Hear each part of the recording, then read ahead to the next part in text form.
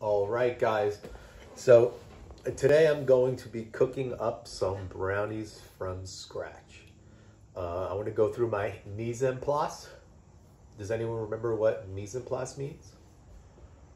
I'll pause it here for a moment and see who can remember what mise en place is. All right, good job. So now for the mise en place, right, having all of my ingredients ready to go, we have cocoa powder, 1/3 of a cup. The recipe calls for 1/2 cup of butter, but I'm a little weird and I had some bacon fat from breakfast and some other prep I did. So this is about half melted butter and half bacon fat. So see how that goes. We got 2 eggs. The recipe calls for 1/4 teaspoon of salt. I did 1/2 teaspoon. I like the salty chocolate thing going, but we'll see how that turns out. 1/4 teaspoon of baking powder. I did double vanilla as well because I like the vanilla flavors in my brownie. We have 1/2 cup of AP flour, all-purpose flour, and 1 full cup of sugar. And then back here, you could see my tray that I have buttered already, and the oven is already preheating. So I'm going to stop this here, and we're going to go move over to where I have the mixer set up to go through the method of how we mix it. All right, guys, so as with the cookies that we did, we're gonna do the creaming method. We're gonna whip together the sugar and the fat and then add in the eggs and emulsify it, right? Make the eggs creamy and then add in our dry ingredients. First thing I'm gonna do is just gonna dump the vanilla in with our eggs. I hope we can see that. The vanilla in with our eggs here. Just the liquid with the liquid. Now we're using the dough hook here because the whip is not strong enough and the dough hook won't work right for this. So this is the paddle attachment here. So we're gonna start with our cup of white sugar and then our melted butter and bacon mixture. Don't knock it till you try it. So lock this and get this going. We're gonna go until that's nice and incorporated. Let's see if I get a better angle this here.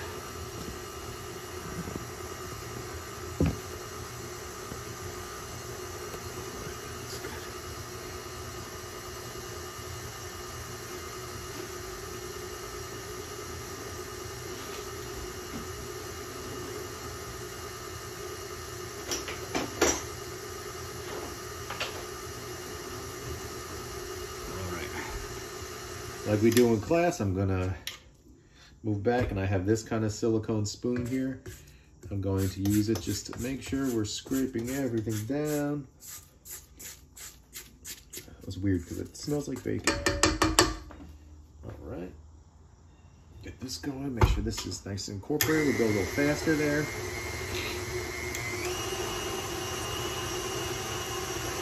All right, now we're gonna put the egg in and emulsify the egg.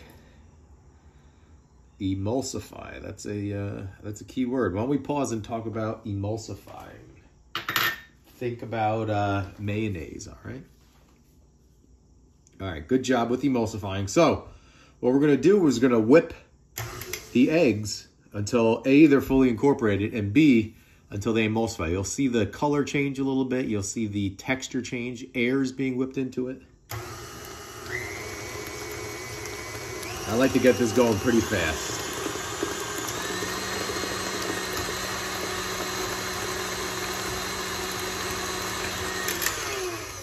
All right, so it is not emulsified yet, but we can see that it is fully incorporated. So I'm just gonna scrape down before we keep going. All right, now I'm gonna let this go for a bit and really emulsify well. Lock.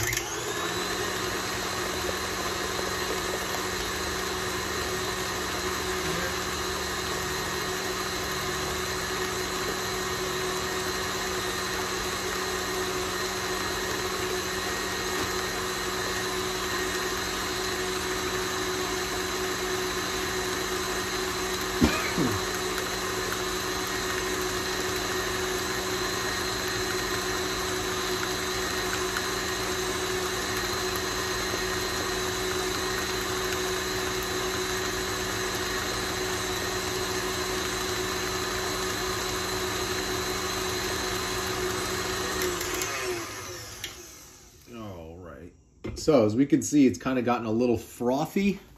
The air's worked into it there. It's gotten a little volume. Now we're gonna do our dry ingredients. Got the cocoa powder, right? All-purpose flour. The baking powder. This is gonna give us a little bit of leavening, right? Does anyone know leavening? What's leavening? Let's pause it and see what leavening is. All right, so now we're gonna add the salt in. Remember, I doubled up on the salt, just trying it out. I've done this recipe a bunch of times before, so I'm gonna see what it's like with the bacon and the salt. Probably should have thought about that before I doubled the salt, but fingers crossed. All right, so slowly, oh, there's a lot of cocoa dust here. Now, I know we spoke about wheat and gluten and big allergens earlier, but gluten plays another role. Does anyone know what gluten does and why we don't want to over mix this? What will happen with the gluten if we over mix that? So you could see here all the powder on the side. This is why we scrape down, right? This is why we stop and scrape down.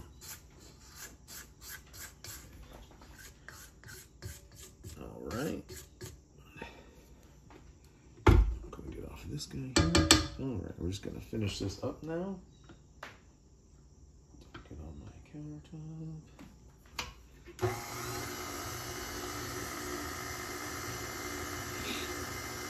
So just until incorporated is not to work the gluten and make it too chewy, right?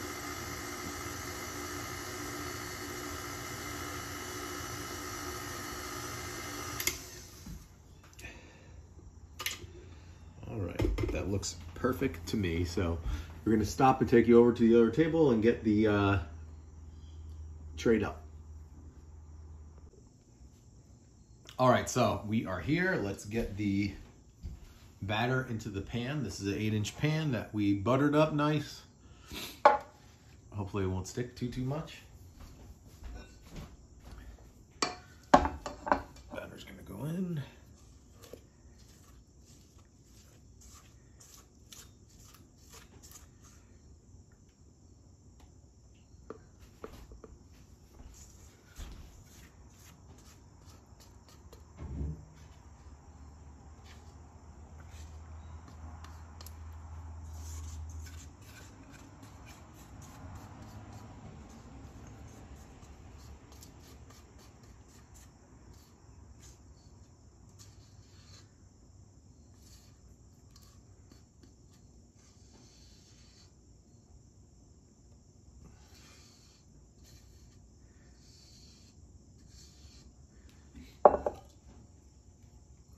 So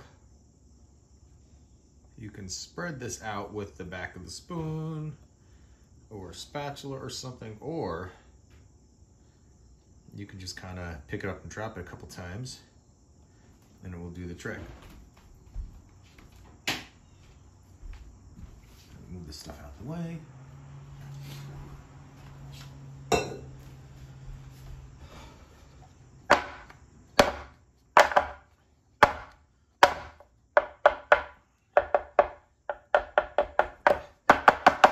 Beat it around a little bit. It'll self-level. I stole some M&Ms from my son's bag from a birthday party he was at this weekend. It's kind of a weak amount here, but can't hurt. So that's going to go in a 350-degree oven for about 25 minutes. Definitely do not want to overcook them. You definitely want your brownies to be gooey and fudgy. So we will check back on these when they come out and they cool a little bit. All right, guys, it's out. Let's give it a little cut. See how it came out.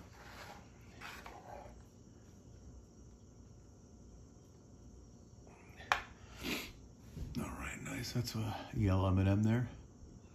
It looks good. It looks nice and moist.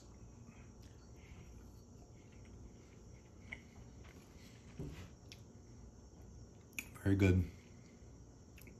Can't really taste the bacon in it too much, but very good. So let me know if you guys try this at home. Please put pictures on the stream and the recipe that you used. Good job. Yeah. All right, Robbie, how is the bacon fat brownie? It's good, but I'm not sure why you added bacon fat. You know why? Because I love bacon. You just had to. You just had to.